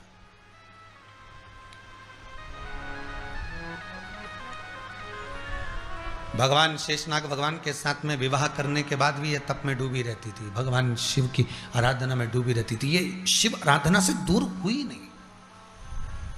अच्छा, एक प्रैक्टिकल और देख लो नागलक्ष्मी की, एक अगर जिसको विश्वास ना हो तो एक प्रमाण और देखो। राम कथा, शेषनाग कौन है? रामचरितमानस में आता है शेषनाग के अवतार कौन है? लक्ष्मण जी। लक्ष्मण जी की धर्मपत्नी का नाम क्या है? उर्मिला। उर्मिला किसका अवतार है? यही नागलक्ष्मी का। और लक्ष्मण जी किसका अवतार है? शेषनाग का। ठीक है, अब कितना तप करा नागलक्ष्मी ने वो तो तुम नहीं जान सकते। विष्णु पुराण के हिसाब से जब निकालोगे, विष्णु पुराण पढ़ोगे तो तुम्हें नागलक्ष्मी का वर्णन, लक्ष्मी जी की बहनों का वर्णन, फिर लक्ष्मी जी के भाइयों का वर्णन, फिर शेषनाग का चरित्र, ये सब तुम बाद में पढ़ते रहोगे। पर अगर इस चरित्र पर भी नहीं जा रहे हो तो तुम सीधे राम कथा को देखो ना कि उर्मिला जी का कितना त्याग था। माता जानकी से ज्यादा त्याग माता उर्मिला का था। माता सीता से ज्यादा त्याग माता उर्मिला का रहा है। 14 वर्ष अपने पति के लिए हाथ में जल का पात्र लेकर खड़ी रही माता उर्मिला। 14 वर्ष जल का पात्र हाथ में था माता उर्मिला के। 14 वर्ष कहते हैं सोई नहीं 14 साल, 14 वर्ष नहीं सोई। अब किसी ने पूछा ये भी नहीं सोई और लक्ष्मण जी सोए थे क्या? वो भी 14 वर्ष नहीं सोए। तो आखिर ये नी सोने की प्रथा काय से आई? तो कहिए ये नहीं सो रहे, वो नहीं सो रहे। तो एक बार लक्ष्मण जी से किसी ने पूछ लिया कि आप, केवट जी ने पूछ लिया, आप विश्राम कर लो, मैं यहाँ पर देख लेता हूँ। तो लक्ष्मण जी बोले मैं नहीं सोऊंगा, मेरे भैया जाग रहे हैं, सो रहे हैं, वो आराम करें, मैं जागूंगा। मान लो एक आध दिन शेषनाग ऐसा फुनकार के बैठा और भगवान विष्णु सो रहे हो और शेषनाग को नींद आ जाए, तब कभी आपने सुना कि शेषनाग सोया? उसको नींद आ जाए तब वो फन जो था वो भगवान पर न गिर जाएगा। लक्ष्मण भी नहीं सोए, शेषनाग भी कभी नहीं सोता। यहां नाग लक्ष्मी का तप बल कितना प्रबल है। आप शेषनाग जी की पत्नी नागलक्ष्मी का चरित्र केवल उर्मिला के रूप में देख लो कि उर्मिला का तप बल कितना प्रबल था। 14 वर्ष तक हाथ में जल का पात्र लेकर अपने पति का इंतजार करती है, भगवत भजन करती है, स्मरण करती, नाम जाप करती, नाम स्मरण में डूबी रहती है 14 वर्ष तक।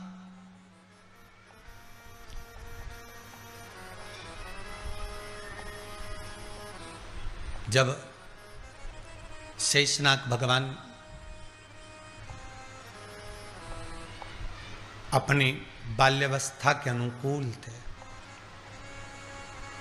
कद्रू देवी ने एक दिन शेषनाग जी को देखा और कद्रू देवी ने शेषनाग जी को देखकर जब मन में विचार करा कि अब घर में कोई बहू आ जाना चाहिए, बहुएं आए तो जीवन का सुख पाए। हर माँ की एक लालसा होती है कि बेटे की शादी हो जाए, घर में बहू आ जाए, मैं फ्री हो जाऊं, ये तुम्हारी अभिलाषा।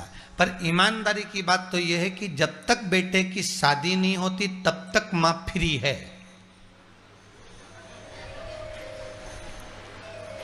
और जब बेटे की शादी हो गई तब तुम ये अंदाजा मत लगाना कि तुम फ्री हो। अभी तो नहीं आई है तो थोड़ा सा तो उसको संभालना पड़ेगा ना। इसलिए महाराज अभी मैं कथा में नहीं जाऊंगी, ठीक है। हाँ, अब फिर 9-10 महीना 1 साल निकल गया। अब चल तो चलती पर बहू का जापा का समय है। अब मेरे को क्या दिक्कत है। तुम तो तुम्हारे यहाँ के जान दो, हम हमारे यहाँ की कहते हैं सीहोर की। तो हम जहाँ पुराना मकान छावनी में नमक चौराहे पर टीन का मकान, कभी आप लोग जाएंगे पूछेंगे कि महाराज प्रदीप मिश्रा जी को मकान कौन सा है तो कोई भी बता देगा ये टीन वाला मकान है, यही वाला। अब हो गए 2-4-8 साल 15-10 साल के करीब, 8-9 साल तो हो गए नए में पहुंचिलवा। तो वो भी इतना बोल्ड नहीं है वो जैसे तुम लोगों के बंगले होते हैं साहब।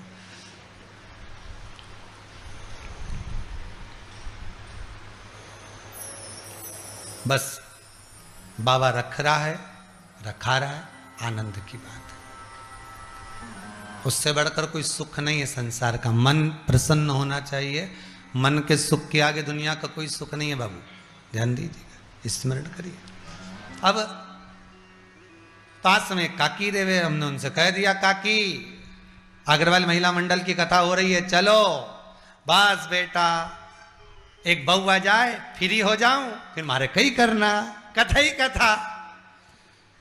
अब अग्रवाल महिला मंडल की कथा तो हर साल हुआ, भादों के महीने की अष्टमी के दूसरे दिन चालू हो जाए, नवमी से पूर्णिमा तक चले, राधा अष्टमी के दूसरे दिन से अब वो कथा शुरू से चली आ रही। तो हमने फिर 1-1.5 साल बाद 1 साल पूरा हो गया, अगली कथा फिर आ गई। अब बहू, अब तो शादी हो गई एकादशी के टाइम, अब दूसरी बार फिर कथा आई। हमने कहा काकी चलो कथा है इस बार। बस चल तो चलूं, अब बहू का जापा का समय थोड़ा देखना तो पड़े ना। हमने कहा ठीक है, अब बहू आ गई तो उसको देख। अब उसका 2-3 महीना 4 महीना फिर अगले साल फिर कथा आ गई। हमने कहा अब चलो, चल तो चलूं रे बेटा, बता बच्चा छोटा, उससे कहीं अकेली से संभले। हमने कहा ठीक है, संभाल लो, संभाल लो, ठीक है। अब फिर 1 साल निकला, 1 साल हम भी नहीं बोले, 2-1 साल बाद हमने कहा काकी चलो।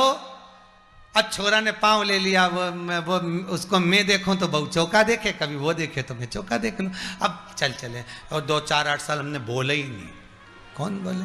अब 8 साल बाद हम नहीं बोला, फिर अब तो चलो कि चलने को तो चलो, पर जब कमर में ना जाने कहीं हो गया है तो बैठी नहीं जाए।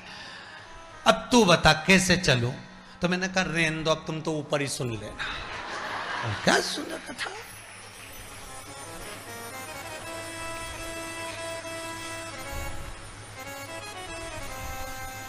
दुनिया का हर व्यक्ति सोचता है बस फ्री हो जाऊं, बस फ्री हुआ, इसके बाद मेरे को करना ही क्या है, बस कथा ही सुनना है, बस फ्री हुआ, रिटायरमेंट हुआ, उसके बाद तो मैं कथा ही कथा में, कथा ही कथा में, और जो रिटायरमेंट हुआ तो और बिजी हो गया और व्यस्त, नहीं बस कथा सुन। कद्रू देवी ने विचार करा कि शेषनाग का विवाह कर दिया जाए, अब मेरा बेटा घर में बहू आ जाए, मैं फ्री हो जाऊं। हर हर माता की एक दिली तमन्ना, एक इच्छा, एक मन की खुशी है, बहू घर में आ जाए।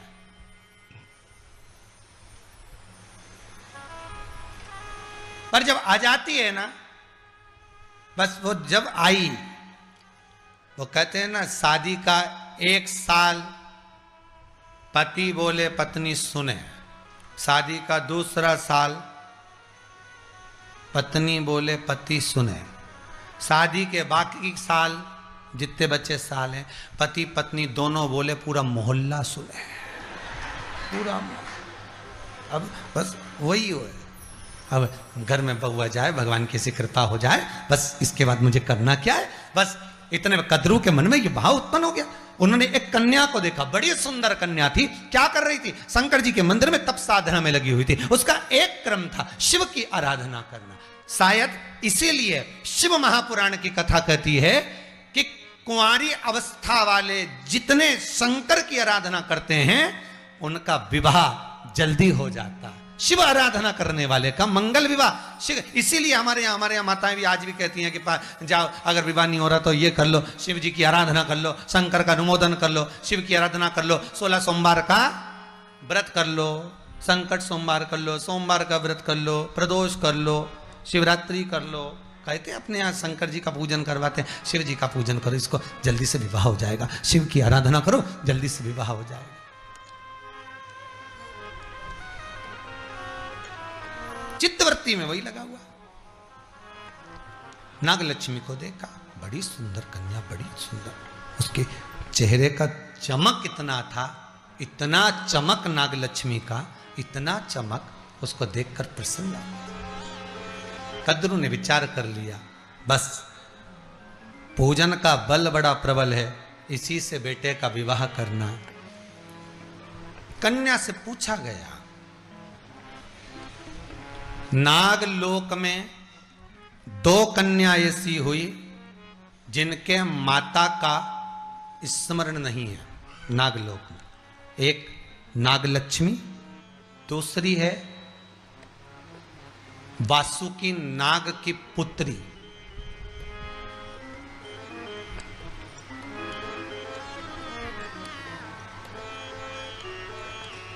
दूसरी है वासुकी नाग की पुत्री सुलोचना। क्या नाम है? सुलोचना। वासुकी नाग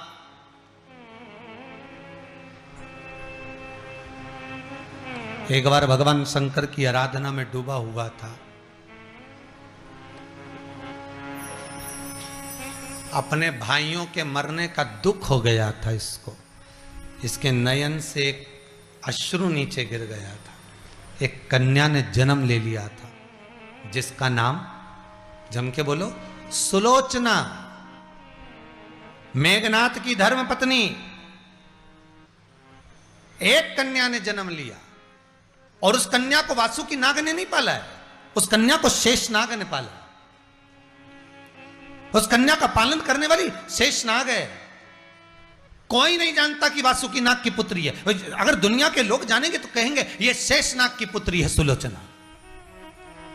इसका भरण पोषण करने वाली कोई माता का स्मरण नहीं है। इसकी माता का अगर स्मरण करोगे तो नागलक्ष्मी का स्मरण आएगा कि सुलोचना की माता कौन है? नागलक्ष्मी। इसका पिता कौन है? शेषनाग। और बाप कभी बेटी के लिए गलत नहीं सोचता। वासुकी नाग को मतलब नहीं था कि बेटी को देखकर जब कन्या सुलोचना बड़ी हो गई, छोटी सी अवस्था से सुलोचना शिव की आराधना करती थी, छोटी सी अवस्था से सुलोचना भगवान शंकर की आराधना में डूबी रहती थी। अब इतनी प्रियता पुत्री शंकर की आराधना कर रही है, भक्ति कर रही है, भजन कर रही है, स्मरण कर रही है, पर लगा नहीं कि बेटी इंद्र को वर्ण कर रही है, बेटी मेघनाथ को वर्ण कर रही है। शेषनाग ने तो विवाह पक्का कर दिया इंद्र के साथ, और बेटी कहती है नहीं पिताजी, मैं विवाह करूंगी तो मेघनाथ के साथ में, मैं इंद्र के साथ नहीं।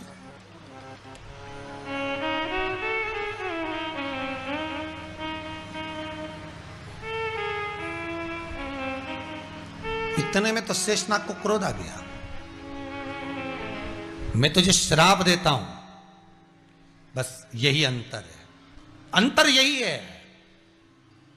वासुकी नाग के मुख से कभी श्राप नहीं निकला, वासुकी नाग के मुख से कभी अपशब्द नहीं निकला। शेषनाग को क्रोध, मैं तुझे श्राप देता हूं, मृत्यु लोक में जाएगी नाग लोक छोड़कर, और तेरे पति जिसको तू वर्ण करना चाहती है उसका वध तेरा ये पिता ही करेगा।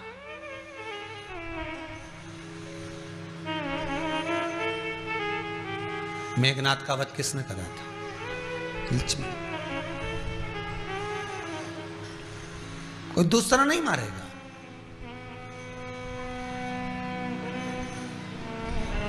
मेरा एक पहले से लक्ष्य रहा है, इस व्यासपीठ से पहले भी निवेदन करा, आज फिर निवेदन करता हूं।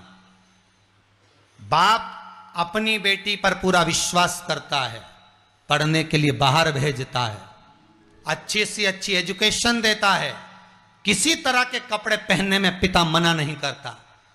जब बाप ने अपनी जिंदगी अपनी बेटी के लिए समर्पित कर दी, तो मेरा बेटियों से निवेदन है, अपने पिता को कन्यादान का मौका जरूर देना, कहीं ऐसे वैसे के साथ ना जाना, जीवन में रखना। कन्यादान का मौका दीजिए, अपने माता पिता को दीजिए। 94 नरक में से एक नरक ऐसा होता है जिसमें से कन्यादान करने वाला बाप ना जाने कितने नरकों को छोड़ के सीधे बैकुंठ को मार्ग चाहता है। पर वो बेटी चाहे तो,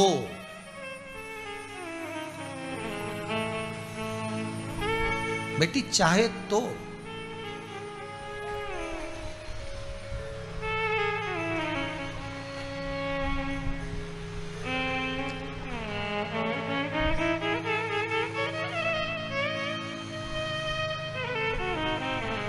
अब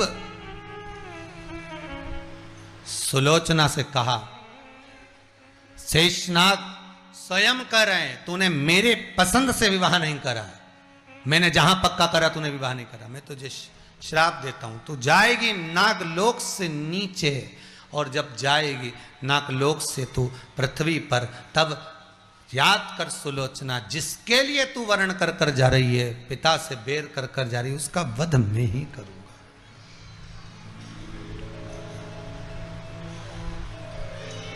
क्या आपको दुख नहीं होगा? आप दुखी नहीं होगे? क्या आपको दुखी नहीं होगे कि आपकी बेटी के पति को आप मारोगे पिता होकर? तब शेषनाग के मुख से निकला, मैं पिता हूं पर पालन किया है मैंने, पर जन्मदाता तो वासुकी नाग है। वासुकी नाग, जिसके मुख से कोई संबोधन नहीं निकला है, जिसके मुख से कोई संबोधन, एक संबोधन वासुकी नाग के मुख से नहीं निकला। वासुकी नाग ने सोचा, भाग्य ललाट, जो लिखा होगा सो तो होना ही है, ठीक है, समझाएंगे। बेटी को समझाया खूब, पर मानने का।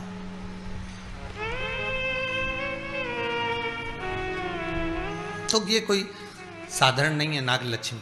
नागलक्ष्मी बाल्यावस्था से शिव की आराधना कर रही है। दो हैं जिनकी माता का स्मरण नाग कन्याओं में नहीं कहा गया, जिनकी माताओं का नाम नहीं दिया गया नागलोक की कथा में।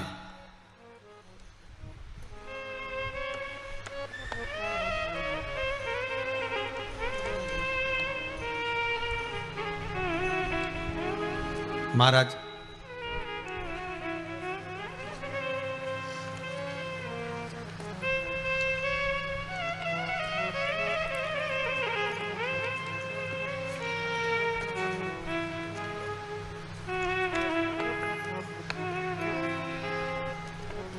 अगर कोई पूछे तुमसे कि ये नाग वासुकी नाग शिव महापुराण की कथा किस चरित्र में से लेकर, किस पुस्तक में से लेकर, किस में से लेकर बांची जा रही है, तो आप बता सकते हो बृहदारण्य उपनिषद से लेकर इसको बांचा जा रहा है। अगर कोई प्रश्न करे कि ये कहाँ का प्रमाण, तो प्रमाण उसको दे देना हो। लोगों को प्रमाण की बहुत जरूरत है आज के जमाने में,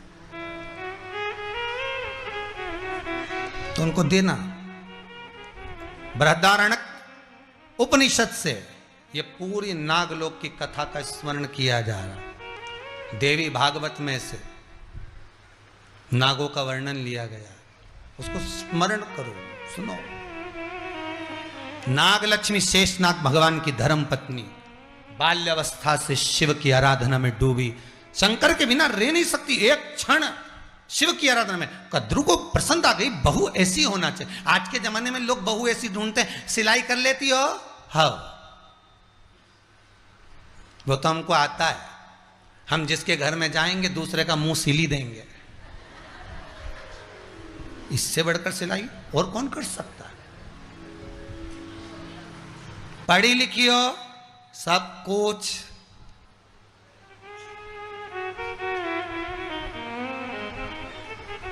अभी कहीं जॉब कर रही हो प्राइवेट स्कूल में, अब तो हमारा खुद का स्कूल खुलने वाला है। जब शादी करके चले जाएंगे तो पढ़ाना ही तो है तुम सबको, करना ही क्या है। अच्छा, कुछ बनाना आता है बेवकूफ।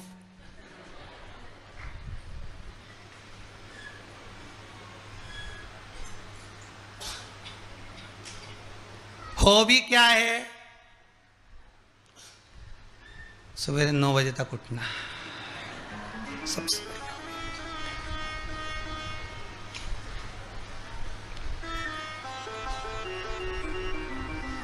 छोरी तो अच्छी है, बढ़िया जोरदार। गुरुजी देख के बताओ फोटो कैसी लग रही है। मैंने कहा बहुत जोरदार है। हम तो गुरुजी 8 लोग गए, मुंडा से आवाज नहीं आई। ऐसी छोरी 4-5 घंटा बैठे, बोली नहीं। हमने कहा अभी नहीं बोलेगी, जब बोलेगी तो तू भी डोलेगी। अभी क्या खाद बोलेगी, बोली नहीं। ऐसी जोरदार भगवान।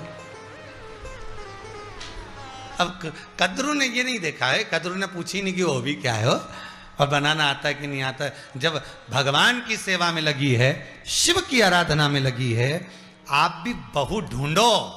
फिर निवेदन करूंगा, कार वाली मत ढूंढना, संस्कार वाली ढूंढना।